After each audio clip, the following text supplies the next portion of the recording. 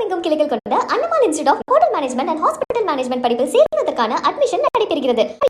புதையலில் கிடைத்த உண்மையான தங்க நகை என நம்ப வைத்து ரியல் எஸ்டேட் அதிபரிடம் 18 லட்சம் ரூபாய் மோசடி செய்த 3 பேரை போலீசார் கைது செய்தனர்.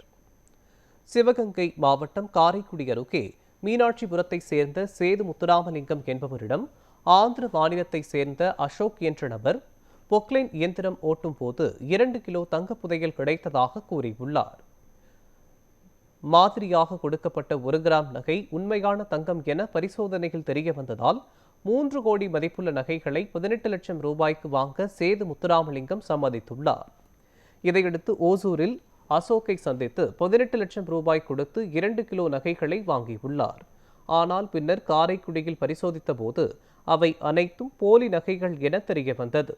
இதுகுறித்து ஓசூர் நல்லூர் போலீசார் வழக்கு பதிவு செய்து விசாரணை நடத்தியதில் கிருஷ்ணகிரி மாவட்டத்தைச் சேர்ந்த அசோக் மற்றும் கர்நாடக மாநிலத்தைச் சேர்ந்த பிரசாத், பிரபு ஆகிய மூவரையும் கைது செய்து சிறையில் அடைத்தனர்.